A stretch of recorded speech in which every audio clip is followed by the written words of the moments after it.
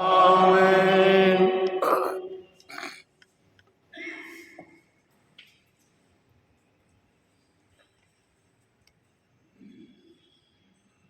Samuel முதல் நூலிலிருந்து வாசகம். அந்நாள்களில் தாவீது சவுலை நோக்கி, இவன் பொருட்டு யாருடைய இதயமும் கலங்க வேண்டியதில்லை. உம் அடியனாகிய நானே சென்று இந்த பெலிஸ்தியனோடு போரிடுவேன் என்றார். அதற்கு சவுல் தாவீதிடம், இந்த பெலிஸ்தியனை எதிர்த்து போரிட உன்னால் இயலாது. நீயோ இளைஞன், ஆனால் அவனோ தன் இளவயது முதல் போரில் பயிற்சியுள்ளவன் என்றார்.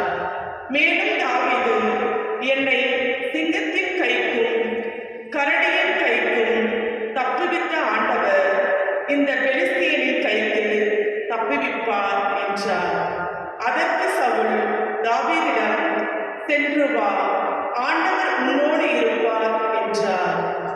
தாவீது தம் கோலை கையில் எடுத்துக்கொண்டார். நீரோடையில் இருந்து வழுவழுப்பான 5 கூழாங்கற்களையும் தேர்ந்தெடுத்து இடையனுடற்குரிய தம் பையில் போட்டுக்கொண்டார். தம் கவனை கையில் பிடித்துக்கொண்டு பெலிஸ்தியனை நோக்கி சென்றார். தன் கேடயம் ஏந்துபவன் முன் செல்ல, அந்த பெலிஸ்தியனும் தாவீதை நோக்கி நடந்து அவரை நெருங்கினான். பெலிஸ்தியன் தாவீதை கூர்ந்து பார்த்து ஏளனம் செய்தான். ஏனெனில் அவன் சிவந்த மேனியும் அழகிய தோற்றமும் உடைய இளைஞனாய் இருந்தான். பெலிஸ்தியன் தாவீதை பார்த்து, நீ கோலுடனும் என்னிடம் வர நான் என்ன நாயா என்று சொல்லி தன் தெய்வங்களின் பெயரால் தாவீதை சபிக்கத் தொடங்கினான். மீண்டும் பெலிஸ்தியன் தாவீதை நோக்கி, அருகே வா, வானத்து பறவைகளுக்கும் வனத்து விலங்குகளுக்கும் உன் உடலை இரையாக்குவேன் என்றார். அப்பொழுது தாவீது பெலிஸ்தியனிடம், நீ வாளோடும் ஈட்டியோடும் எரிவாளோடும் என்னிடம் வருகிறாய். நானோ நீ இழந்த இஸ்ரேலின் படைத்திரளின் கடவுளாகிய படைகளின் ஆண்டவர் தம் பெயரால் வருகிறேன். இன்றே ஆண்டவர் உன்னை என் கையில் ஒப்புவிப்பார். நான் உன்னை வீழ்த்தி உன் உடலை துண்டிப்பேன். பெலிஸ்தியரின் பிணங்களை வானத்து பறவைகளுக்கும் பூவுலக விலங்குகளுக்கும் கையளிப்பேன். இஸ்ரேலரே கடவுள் இருக்கிறார் என்பதை உலகில் உள்ள எல்லோரும் இதனால் அறிந்து கொள்வர். மேலும் ஆண்டவர் வாளினாலும் ஈட்டினாலும் மீட்கின்றவர் அல்ல என்று இந்த மக்கள் கூட்டம் அறிந்து கொள்ளட்டும். ஏனெனில் இது ஆண்டவரின் போர், அவரே உங்களை என் கையில் ஒப்புவிப்பார் என்றார். பெலிஸ்தியன் எழுந்து தாவீதை நோக்கி புறப்படுகையில் தாவீதும் அவனுடன் போரிட பெலிஸ்திய படைத்திரளை நோக்கி விரைந்து ஓடினான். தாவீது தம் பையில் கை வைத்து ஒரு கல்லை எடுத்தார். அதை கவனில் வைத்து சுழற்றி பெலிஸ்தியனுடைய நெற்றியை குறிப்பார்த்து எறிந்தார். அந்த கல்லும் அவனது நெற்றிக்குள் தாக்கி பதியவே அவன் தரையில் முகம் குப்பர விழுந்தான். இவ்வாறு தாவீது கையில் வாளேதும் இன்றி கவனும் கல்லும் கொண்டு பெலிஸ்தியன் மீது வெற்றி கொண்டு அவனை வீழ்த்தி கொன்றான். ஆண்டவர் வழங்கும் அருள்வாக்கு. இறைவா உமக்கு நன்றி. பதிலுரை பாடல் பல்லவி. என் பாறையாகிய ஆண்டவர் போற்றி போற்றி. என் பாறையாக ஆண்டவர் போற்றி போற்றி. என் பாறையாகிய ஆண்டவர் போற்றி போற்றி. போரிட என் கைகளுக்கு பயிற்சி அளிப்பவர் அவரே. போர் புரிய என் விரல்களை பழகுபவரும் அவரே. என் பாறையாகிய ஆண்டவர் போற்றி போற்றி. என் கற்பாரையும் கோட்டையும் அவரே. எனக்கு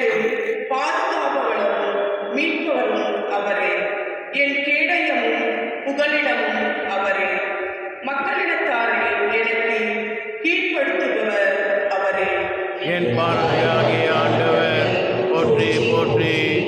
இறைவா, நான் உமக்கு புதியதொரு பாடல் பாடுவேன். பதினரம்பு வீணையால் உமக்கு புகழ் பாடுவேன். அரசர்களுக்கு வெற்றி அளிப்பவர் நீரே. உம் ஊழியர் தாவீதை கொடிய வாளினின்று தப்புவித்தவரும் நீரே. என் பாறையாகிய ஆண்டவர் போற்றி போற்றி.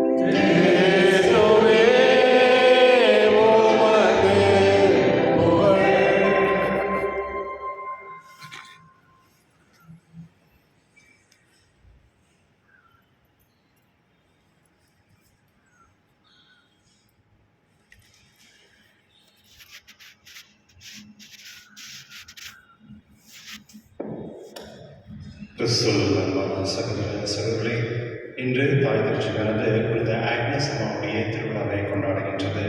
அவர் 892 பிறந்து 305 இறந்தவர். வெறும் 13 வருஷம் மட்டும் தான் இருந்தாங்க.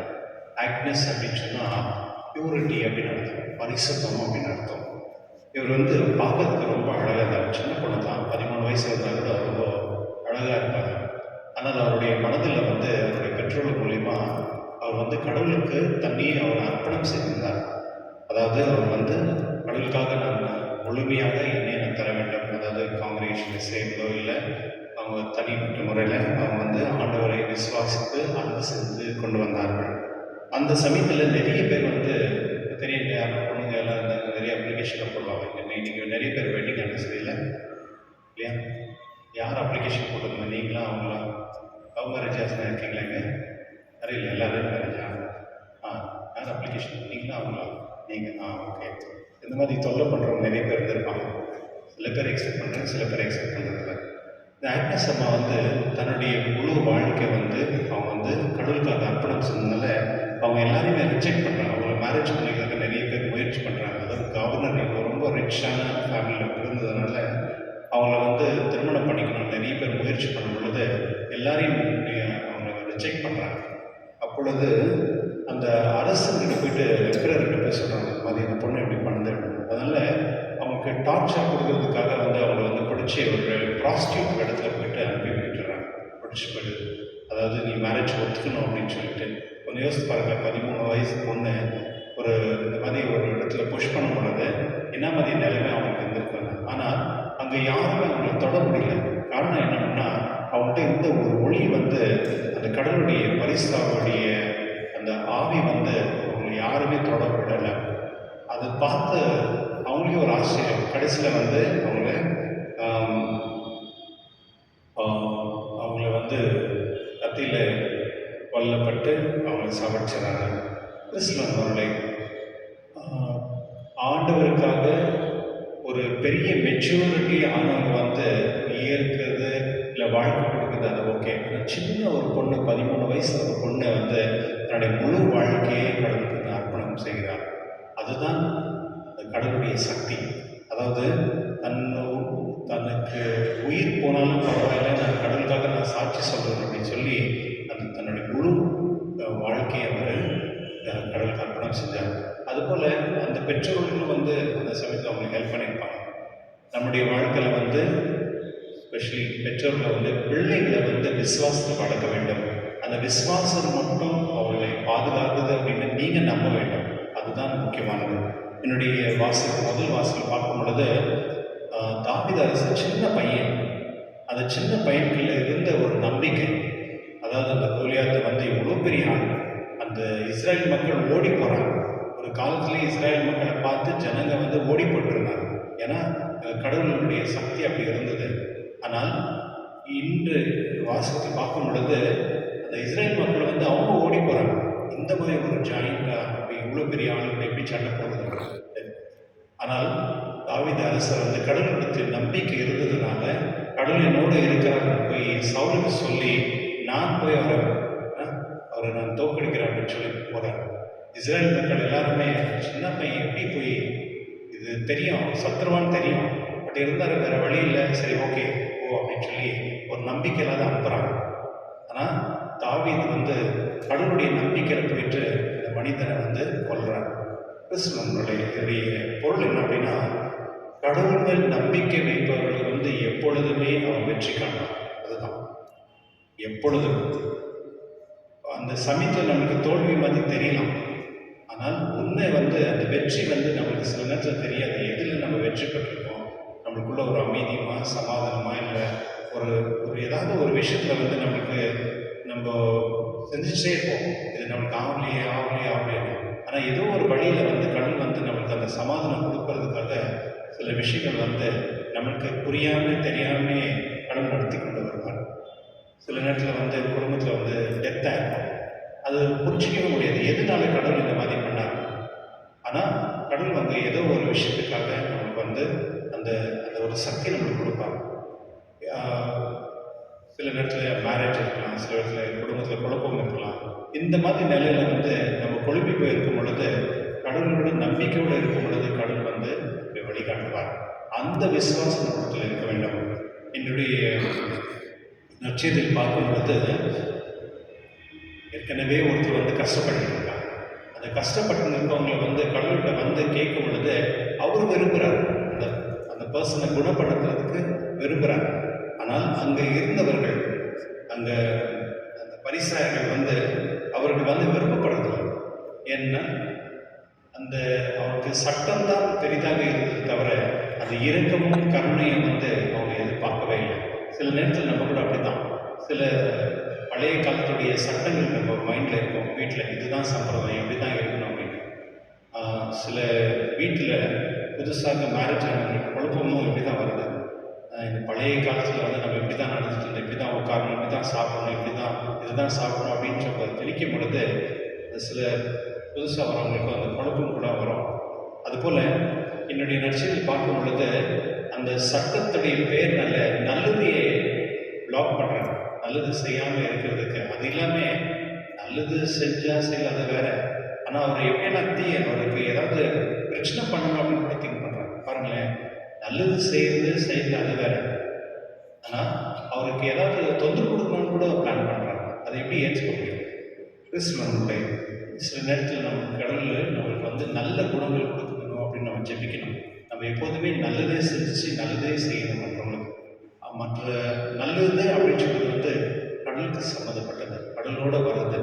என்னுடைய நற்செய்தி பார்க்கும் பொழுது அவர்கள் வந்து ஆண்டவர் கேட்குறாரு, நன்மை செய்வதா தீமை செய்வதா, உயிரை காப்பதா அழிப்பதா, இது எது முக்கியமானதுன்னு கேட்குறாரு. சில நேரத்தில் நம்ம கூட ஏதாவது ஒரு டிசிஷன் எடுக்கும் பொழுது இப்படி தான் நம்ம யோசிக்கணும். இது நல்லதா இதுதான், எது சரி, இது நல்லதுன்னா உடனே நம்ம செய்யணும், கெட்டதுன்னா நம்ம இப்போ நிறைய டிசிஷன் பேரிஸில் நம்ம எடுக்கும் பொழுது எது சிந்திக்கணும்னா இதனால என்ன நம்மளுக்கு பிரயோஜனம், நல்லதா, அப்போ நம்ம செய்யலாம். இதனால ஒரு பிரச்சனை வருது, குழப்பம் வருது, பிரச்சனை வருதுன்னா அதை நம்ம ஸ்டாப் பண்ணலாம். இப்படி தான் குடும்பத்தில் வந்து இருக்கணும். ஒரு குடும்பம் எப்படி இருக்கணும் அப்படின்னா எது நல்லது, அது யார் சொன்னாலும் பரவாயில்ல. அது சின்னவங்க சொல்கிறாங்க, பெரியவங்க சொல்கிறாங்க, சில நேரத்தில் ஈகோ ப்ராப்ளம் இல்லை, நான் சொல்றது தான் கேட்கணும் அப்படின்ற சில மைண்டில் இருக்கும். அது முக்கியம் இல்லை. எது நல்லது, நல்லது யார் சொன்னாலும் நம்ம ஏற்றுக்கொள்ள வேண்டும், அது நம்ம செயல்படுத்த வேண்டும். அதுதான் கடவுளுடைய. பாருங்க, இந்த சின்ன தாவீது அரசு மூலியமா சின்ன பையன் தான் அந்த நாட்டுக்கு நல்லது வர்றதுனால அந்த பர்சன் போயிட்டு வின் பண்ணுறாங்க. ஒரே பையன் தான். ஸோ அதுபோல் சின்னவங்க பெரியவன்றது இல்லாமல் எது நல்லது, எங்கே நல்லது எங்கிருந்து வருதோ அதை நம்ம ஏற்றுக்கொள்ள வேண்டும், அதன்படி கிடைக்க வேண்டும். அதனால இதனுடைய திருவிழா நாம் கலந்து ஜெபிப்போம். நம்ம எப்பொழுதுமே நல்லது மட்டுமே சிந்திச்சு நல்லது மட்டுமே செயல்படவும் மற்றும் நாம் நல்லவர்களாகவே வாழக்கூடிய ஆசீர்வாதங்களும் கருமடை இந்த திருவிழா கொண்டாடுவோம்.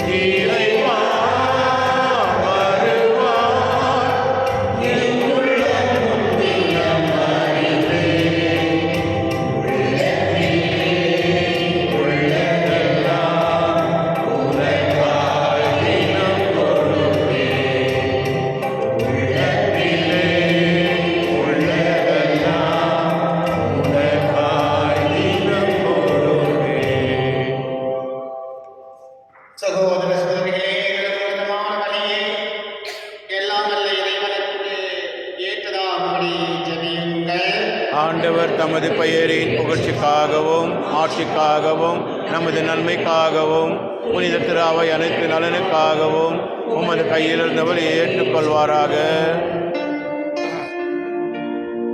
மன்றாடுவோமாக. ஆண்டவரே, புனித ஆக்னஸ் என்னும் புனிதையை கொண்டாட நாங்கள் உமக்கு கையளிக்கும் காணிக்கைகளை ஏற்றமை வேண்டுகிறோம். அவருடைய துன்பம் போராட்டங்கள் உமக்கு ஒப்பு அளித்தது போல இக்காணிக்கைகள் உமக்கு ஏற்றவையாகிட அருள்வீராக. எங்கள் ஆண்டவராகிய இயேசுவின் பெயரால் உம்மை மன்றாடுகின்றோம்.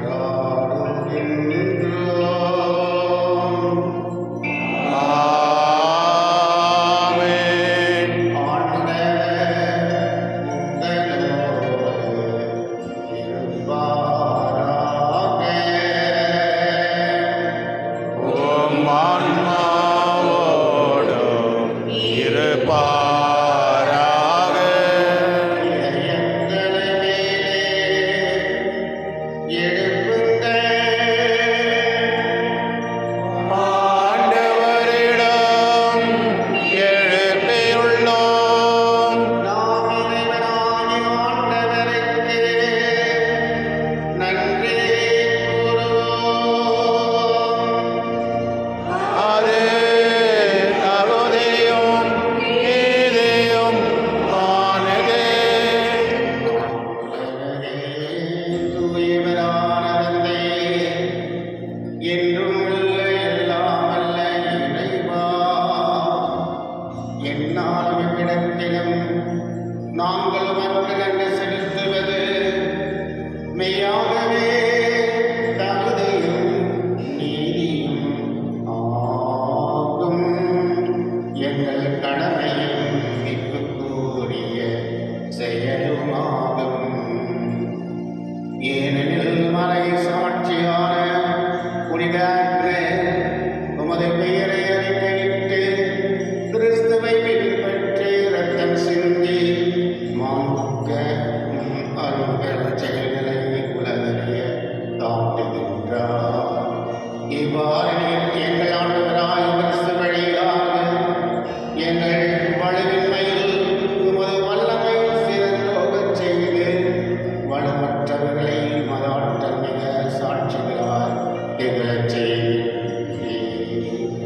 ஆகவே ஆற்றல் மிகுந்த விண்ணவர்களோடு சேர்ந்து நாங்களும் இம்மண்ணுலகில் இடையராத மதமாட்சியை கொண்டாடி முடிவின்றி பாடுவதாவது.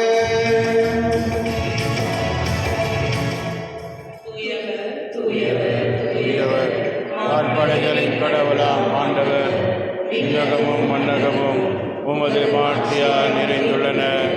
உன்னதங்களிலே ஓசானா. ஆண்டவர் பெயரால் வருகின்றவர் ஆசீர் பெற்றவர். உன்னதங்களிலே ஓசானா. ஆண்டவரே, நீ மெய்யாகவே தூயவர், புனிதத்திற்கெல்லாம் ஊற்று. ஆகவே உம்முடைய ஆவியை பொழிந்து இக்காணிக்கைகளை தூய்மைப்படுத்த வேண்டும் என மன்றாடுகிறோம். இவ்வாறு ஆண்டவராகிய இயேசு கிறிஸ்துவின் உடலும் இரத்தமுமாக எங்களுக்கு மாறுவனவாக. அவர் பாடுபட உளம் கணிந்து தம்மை கையெழுத்த போது அப்பத்தை எடுத்து நன்றி செலுத்தி அதை விட்டு தம் சீடர்களுக்கு அளித்தவர் கூறியதாவது: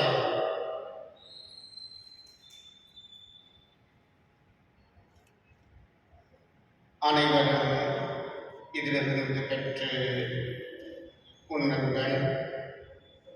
ஏனெனில் இது உங்களுக்காக கையளிக்கப்படும் என் உடல்.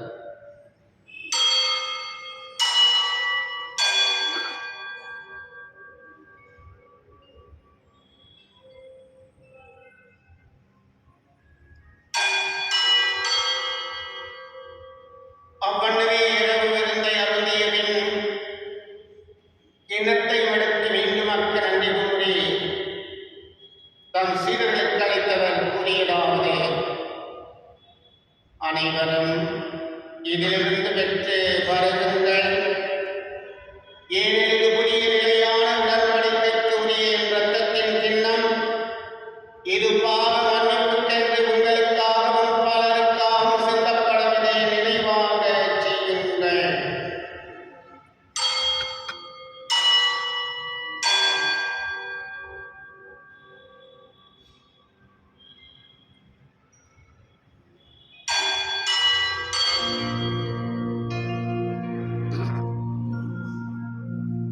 இது விசுவாசத்தின் மறைபொருள். கிறிஸ்து இறந்தார், கிறிஸ்து உயிர்த்தார், கிறிஸ்து மீண்டும் வருவார். ஆகவே ஆண்டவரே, நாம் கிறிஸ்துவின் மரணத்தையும் உயிர்ப்பையும் நினைவு கூர்ந்து வாழ்வு தரும் அப்பத்தையும் மீட்பளிக்கும் கிண்ணத்தையும் ஒப்புக் கொடுக்கிறோம். உம் திருமுன் நின்று மக்கு ஊழியம் புரிய தகுந்தவர்களை எங்களை ஏற்றுக்கொண்டீர். எனவே உமக்கு நன்றி செலுத்துகிறோம். மேலும் கிறிஸ்துவின் உடலிலும் இரத்தத்திலும் பங்கு கொள்ளும் எங்களை தூய ஆவியாளர் கொண்டு சேர்க்க வேண்டும் என உண்மை தாழ்மையுடன் கொண்டாடுகிறோம். ஆண்டவரே, உலகெங்கும் பரவிருக்கும் உமது திருவை நினைவு கூர்ந்தள்ளும். எங்கள் திருத்தந்தை லியோ, எங்கள் ஆயர் பீட்டர், எல்லா திருநிலையாளரோடும் உமது திருவில் அன்பின் நிரம்பிட செய்துள்ளோம். மேலும் உயிர்த்தெழும் எதிர்நோக்கும் தூயில் கொள்ளும் எங்கள் சகோதர சகோதரியும் இறந்தோர் அனைவரும் இரக்கத்துடன் நினைவு கூர்ந்து உமது திருமண ஒளியில் ஏற்றிடும். எங்கள் அனைவர் மீதும் இரக்கமாயிரும். கடவுள் கண்ணித்தாயன புனித மரியா, அவருடைய கணவரான புனித யோசேப்பு, புனித திருத்தூதர்களை உலகில் உங்களுக்கு உதவராயிருந்தாராகிய புனித அருணரோடும் ஆக்னஸ் அம்மாவோடையும் நாங்கள் நிலை வாழ்வில் பங்கு கொள்ளும் தகுதி பெற்று திருமண இயேசு கிறிஸ்துடைய உம்மை புகழ்ந்து மனமுள்ள உம்மை மன்றாடுகின்றோம்.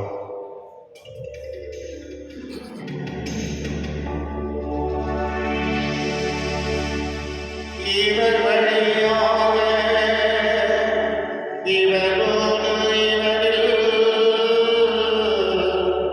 எல்லாம் வல்ல இறைவனாகிய தந்தை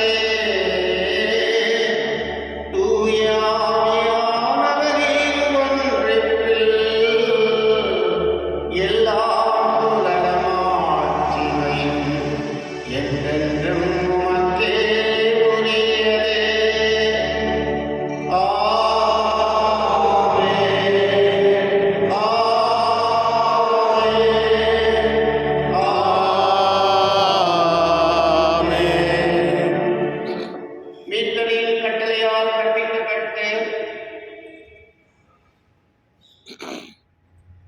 மீட்பரின் கட்டளையால் கற்பிக்கப்பட்டு தெய்வ படிப்பினையால் பயிற்சி பெற்று நாம் துணிந்து சொல்லுவோம்.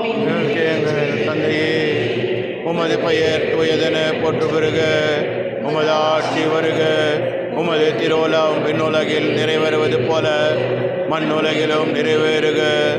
எங்கள் அன்றாட உணவை இன்று எங்களுக்கு தாரும். எங்களுக்கு எதிராக குற்றம் செய்வோரை நாங்கள் மன்னிப்பது போல எங்கள் குற்றங்களை மன்னியும். எங்களை சோதனைக்கு உட்படுத்தாதையும், தீமையிலிருந்து எங்களை விடுவித்தள்ளும். ஆண்டவரே, தீமை அனைத்திலிருந்து எங்களை விடுவித்து எங்கள் வாழ்நாள் அமைதியை கனிவுடன் அருள்வை மன்றாடுகிறோம். மத இரக்கத்தின் உதவியால் நாங்கள் பாவத்திலிருந்து எப்போதும் விடுதலை பெற்று யாதொரு கலக்கமின்றி நலமாக இருக்குமாக. நாங்கள் அங்கிருக்கின்ற மேலின்ற வாழ்வையும் என் மீட்பராகிய இயேசு கிறிஸ்துவின் வருகையும் மகிழ்வுடன் எதிர்பார்த்திருக்கிறோம். ஏனெனில் ஆட்சியும் வல்லமையும் மாற்றியும் என்றென்றும் அது. ஆண்டவராகிய இயேசுவே, சமாதானத்தை உங்களுக்கு விட்டுச் செல்கிறேன், என் சமாதானத்தை உங்களுக்கு அளிக்கிறேன் என்று அப்போஸ்தலருக்கு வழங்கினீரே. எங்கள் பாவங்களை பாராமல் அவர் திருச்சபையின் விசுவாசத்தை கல்விக்கு அந்த சமாதானத்தையும் ஒற்றுமையும் தந்துள்ள திருவிழம் கல்வியராக என்று வாழ்ந்து ஆட்சி செய்கின்றவர் நீரே. ஆமென். ஆண்டவருடைய சமாதானம் உங்களோடு என்றும் இருப்பதாக. உம் ஆன்மாவோடும் இருப்பதாக. ஒருவருக்கு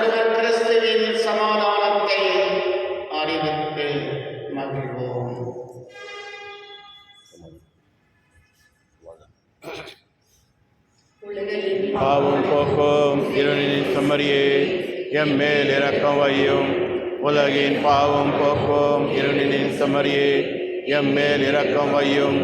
உலகின் பாவம் போக்கும் இருளின் செம்மறியே எமக்கு அமைதி அருளும்.